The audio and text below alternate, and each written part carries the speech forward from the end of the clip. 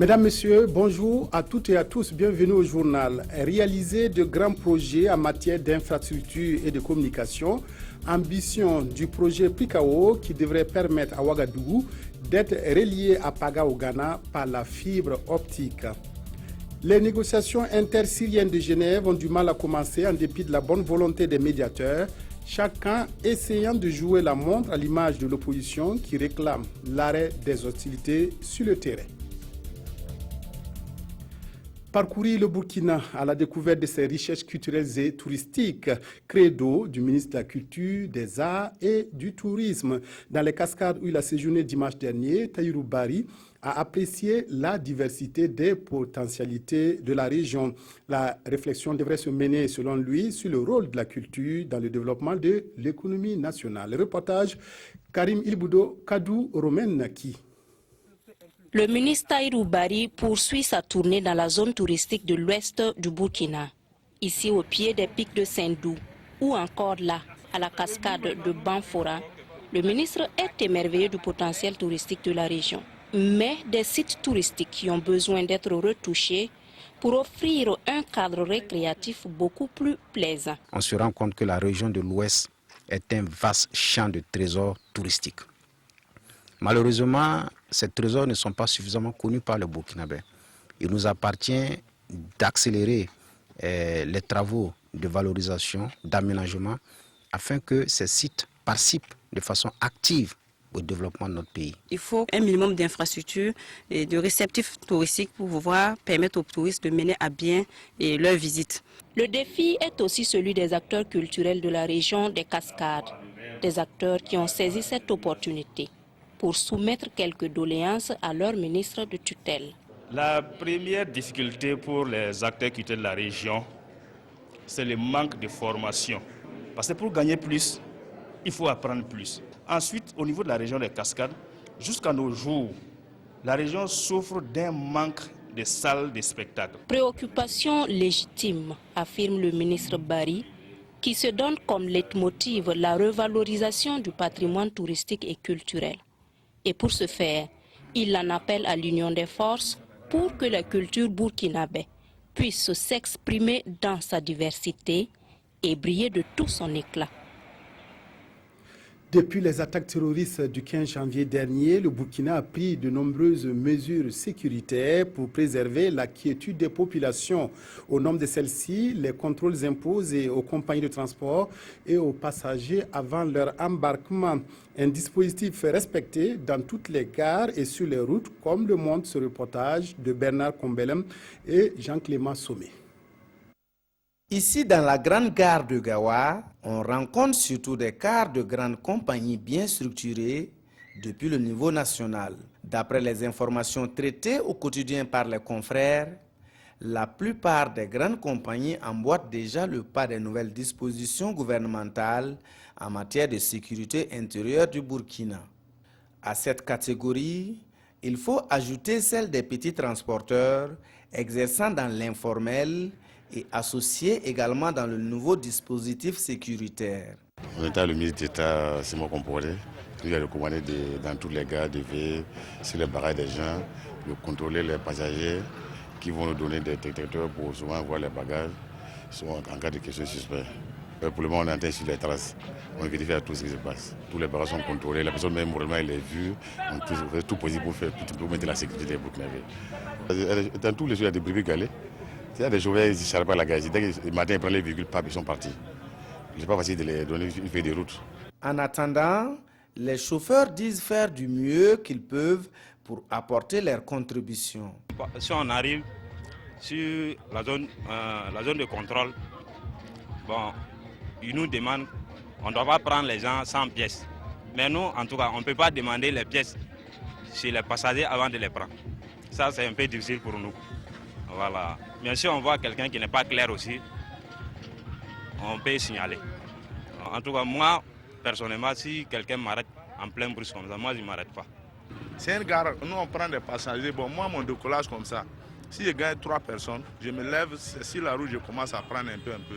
Nous, en tout cas, franchement, on prend beaucoup de gens. Mais en rentrant dans le camion, nous, on ne peut pas savoir s'ils n'ont pas de pièces ou bien ce ne sont pas des bons gens, quoi. N'empêche, du côté des forces de sécurité et de défense, l'on veille au grain. Le contrôle routier est intensifié conformément à l'organisation de chaque unité, mais l'objectif reste le même, l'interpellation de tout suspect, et cela passe par un contrôle minutieux des documents du véhicule, des passagers et leurs bagages. Cette rigueur dans le contrôle s'applique jusqu'au poste de contrôle frontalier que nous avons visité. Malgré le peu d'affluence au moment de notre passage, le mot d'ordre est appliqué. Une application qui ne laisse pas les usagers de la route indifférents. C'est arrivé à la police, donc ils ont fait un contrôle. Ils ont demandé les pièces de la moto, ils ont demandé ma pièce, ils ont vérifié ce qu'il faut. Il a un appareil, il m'a dit de m'arrêter, il a vérifié tout et puis il dit c'est bon. En tout cas, le contrôle m'a plu parce que c'est pour nous protéger. Bien apprécié, ce nouveau dispositif pourrait l'être davantage avec la contribution et la collaboration de tous pour l'atteinte de l'objectif commun qu'est la quiétude des populations du Sud-Ouest et surtout du Burkina Faso. Le projet régional d'infrastructure de communication de l'Afrique de l'Ouest, PRICAO, est mis en œuvre au Burkina. Les activités phares du projet, que sont les travaux de fourniture et de pose du réseau à fibre optique entre Ouagadougou et Paga au Ghana, la réalisation de la bretelle Manga-Bagré et l'acquisition de la bande passante ont bien démarré grâce à ce projet. Une rencontre s'est ouverte ce matin à Ouagadougou et passe en revue les différentes activités du PRICAO. Yacouba Gamene, Ramatouzida. Le projet régional d'infrastructure de communication de l'Afrique de l'Ouest, PRICAO, veut accroître la couverture géographique des réseaux à bande passante de grande capacité et réduire les coûts des services de communication au Burkina Faso. Le comité de pilotage réuni ici va examiner les projets du programme d'activité et adopter le budget et le plan de passation des marchés pour l'année 2016. En 2015, le taux d'exécution physique était de l'ordre de 90% et le taux financier autour de 80%. Et cette année, nous allons pouvoir concrétiser vraiment une des composantes essentielles du projet qui est de mettre la fibre optique entre la frontière du Ghana, passant par Manga et Abagré, qui est aussi acheter de la capacité pour permettre d'avoir la connectivité et le renforcement du réseau au niveau de notre pays. Des avancées certes, mais qui vont malgré tout porter un coup sur le délai de réalisation initialement prévu pour le 31 décembre 2016. Dès le mois de décembre de 2015, nous avons un accord avec la Banque mondiale, qui est le bailleur de fonds de ce projet, procédé déjà à une requête pour proroger le projet. Donc cette requête est toujours en approbation au niveau de la banque. Elle permettra de pouvoir réaliser l'activité principale en 2016 et nous pourrons mesurer l'impact en 2017 avant la clôture du projet. Il est attendu de cette rencontre des orientations à même de préserver les acquis importants du projet et d'interpeller chaque acteur pour une célérité dans l'exécution des activités. Une deuxième campagne panafricaine d'éradication de la mouche séchée et de la trypanosomiase pourrait être bientôt lancée. Une vingtaine d'acteurs de 8 pays suivent une formation dans ce sens à Bobo-Dioulasso. Le projet PATEC 2 sera mis en œuvre à condition de réussir la mobilisation des fonds nécessaires pour mener la lutte contre la maladie. Idrissa Warga, Amadou Lougué. Ces acteurs sont venus de l'Éthiopie, du Kenya, du Malawi, du Mozambique, du Nigeria, de l'Ouganda, de la Tanzanie ou du Zimbabwe. Ils ont 2 semaines de formation à Bobo-Dioulasso, une formation qui entre dans le cadre de la mise en œuvre et de la planification des projets PATEC. Vous savez que la PATEC, c'est la campagne panafricaine de lutte contre la mouche cécée et les trypanosomoses. Parce que comme vous savez, c'est une maladie qui est débilitante également pour les hommes. Donc dans ce cadre-là, l'Union africaine, et avec très souvent des partenaires, organise des cours pour le renforcement des capacités des cadres qui sont chargés de gérer ces projets PATEC. Conduite depuis 2000, la première phase de la PATEC, la campagne d'éradication de la mouche cécée et de la trypanosomose a pris fin en 2013. Et ce 7e cours de formation intervient au moment où la PATEC recherche des financements pour une seconde phase. Très optimiste pour la suite, notamment la deuxième phase, parce qu'on a eu des résultats avec certains pays de la première phase et il faut poursuivre dans ce sens. Si la première phase de la mise en œuvre de la PATEC a pris en compte 6 pays d'Afrique, cette seconde phase en perspective ambitionne toucher 38 pays concernés par ce fléau de la mouche CC. Nous ouvrons la fenêtre de l'actualité internationale. Le Premier ministre britannique et le président du Conseil européen se sont entretenus hier à Londres pour trouver un consensus sur la présence de la Grande-Bretagne dans l'Union européenne. Le Premier ministre David Cameron avait promis l'année dernière à ses électeurs d'organiser un référendum sur la question. Donald Tusk a donc fait des propositions pour convaincre le Royaume-Uni de rester dans l'Union. Le président du Conseil européen a présenté ses propositions pour convaincre le Royaume-Uni de rester membre de l'Union européenne.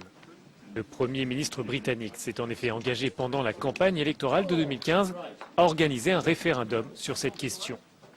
Dans sa lettre, Donald Tusk fait référence à un vers du poète et dramaturge Shakespeare pour résumer l'enjeu. Être ou ne pas être ensemble, telle est la question. Sur le point très controversé de la suppression pendant 4 ans des aides sociales destinées aux ressortissants de l'Union, Donald Tusk propose un mécanisme de sauvegarde en cas d'afflux exceptionnel de travailleurs.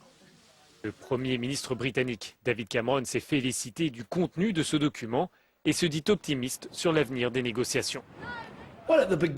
Au début de ce processus, nous avons indiqué 4 points sur lesquels nous voulions voir des changements et ce document engage ces changements.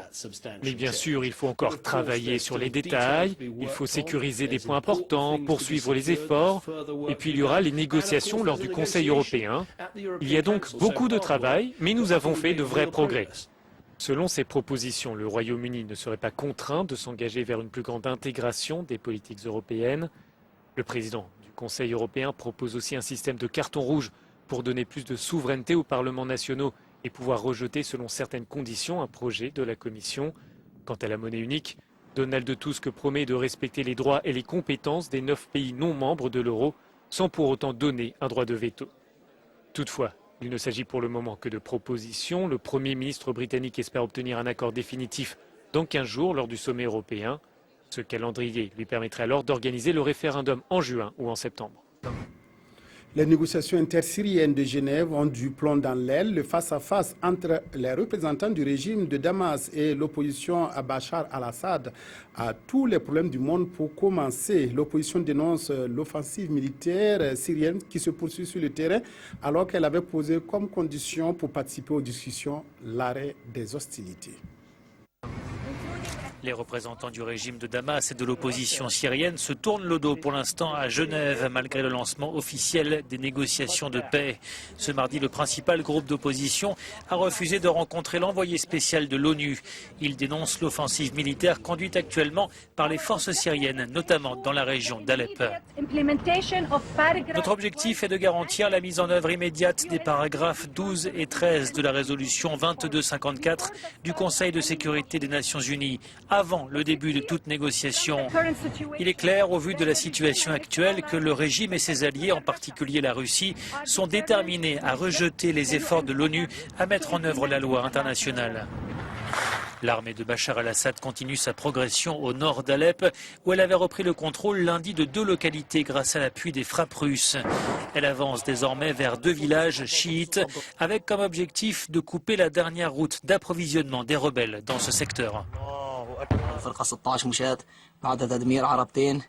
Pour boucler cette édition, la revue de presse des quotidiens de ce mercredi, les journaux s'intéressent à la défense de Blé Goudé devant la CPI. Il est aussi question de la volonté de certains chefs d'État africains de quitter la Cour pénale internationale. Aimé Solange Guigma. Les parutions d'aujourd'hui évoquent la défense de Blé Goudé à la CPI, séance d'explication lexicale d'un félin madré.